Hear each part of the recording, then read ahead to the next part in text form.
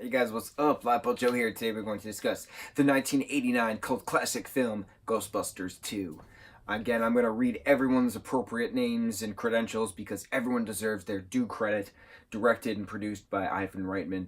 Written by Dan Aykroyd and Howard Ramis. Starring Bill Murray as Dr. Peter Venkman, Dan Aykroyd as Dr. Raymond Stan, Sigourney Weaver as Dana Barrett, Rick Moranis as Louis Tully, Annie Potts as the lovely secretary yet again. Hysterical, mind you. Very fashion forward as well. Harold Ramis as Dr. Egon Spangler. Ernie Hudson as Winston Zeddemore. Peter MacNicol as Jensua Pona. I can't say his name. Poa Janosz. Janosz. However you say that.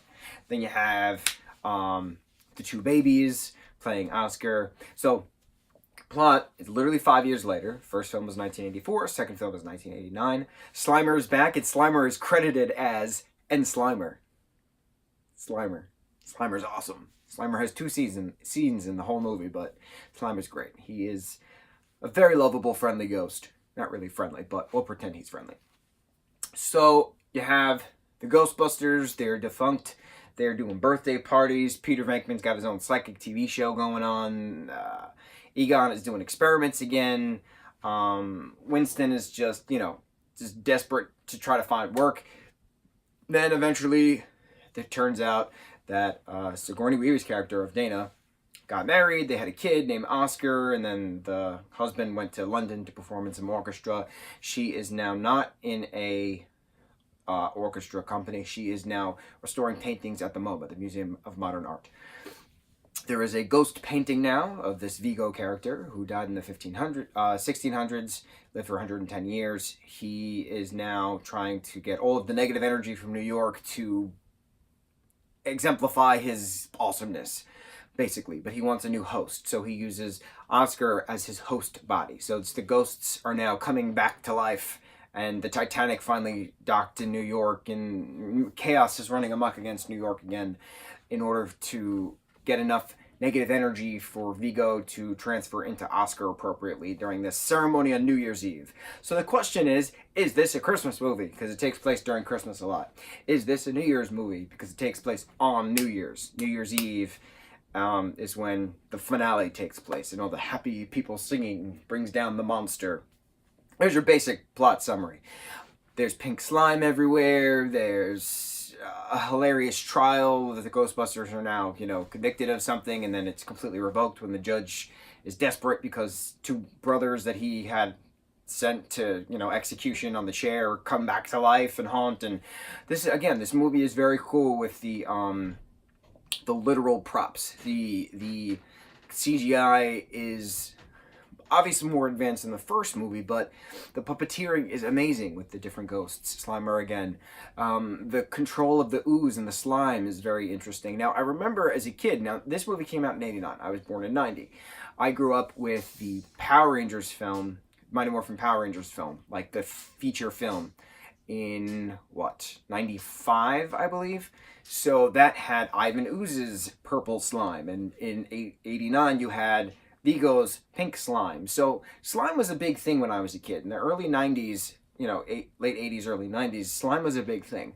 Slime then died down a bit for a while, and then the last, 3-4 years, slime has been in mainstream again. Kids love slime. Kids love getting dirty. Kids love goo and mess. It's just fun.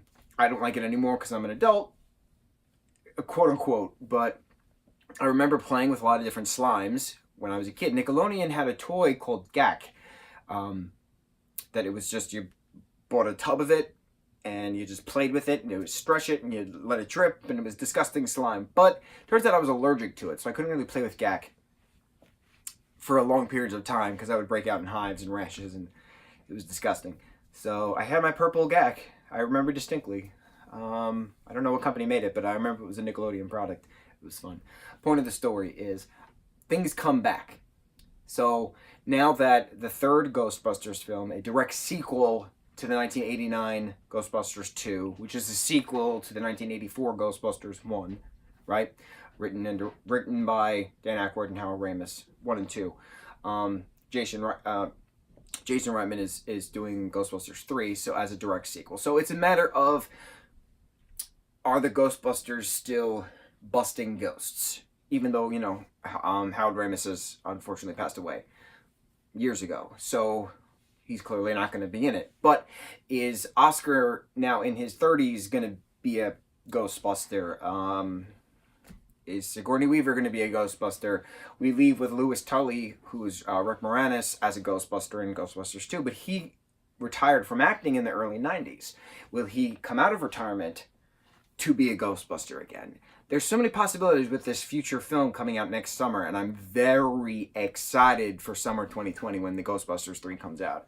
Toys are going to be everywhere. I can't wait for the merchandising from it. I can't wait to flaunt my Slimer tattoo. I can't wait for more t-shirts. I can't wait for more action figures. I can't wait for more Halloween props. It's going to be so excited. I'm so excited. I'm already excited. I can't wait. It's going to be fun. Ghostbusters 2, having Lady Liberty patrol down the streets of Manhattan, covered in positive slime, dancing to the song Higher and Higher. To have the New Jack, what's the term? New Jack something. New Jack Wave? New Jack Wave, I think. The style of music in late 80s, early 90s. That New Jack, it's like hip-hop rap kind of a thing with the electronic drum beat. New Jack something. I think it's New Jack Wave. Having that as a focal point for the soundtrack is very different than the 1984 soundtrack. And then I can't wait to see what the soundtrack for the 2020 sequel is going to be. Now, we are going to talk about the 2016 reboot and remake in a later, I was going to say interview, in a later review. I don't like that movie. I don't like it for many reasons. We're going to discuss why I don't like it. But the soundtrack of that film is really good because Missy Elliott and Fall Out Boy's version of Who You Gonna Call Ghostbusters, awesome.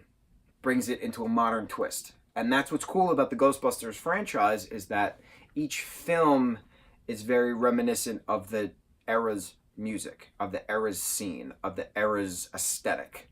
So that's the only true positive thing I'm gonna preface the 2016 reboot with when we do talk about it, because I gotta watch it again, I gotta take notes, I gotta do a proper review. Note I keep rolling my eyes because it kills my soul to have to watch it. But I'm gonna watch it because we're gonna discuss it. Yes, so Ghostbusters 1, Ghostbusters 2. Ghostbusters 2, 1989 glorious film that it is. What do you guys think of Ghostbusters 2? Do you love it as much as I do? Because it's awesome. Mucho mahalo, guys.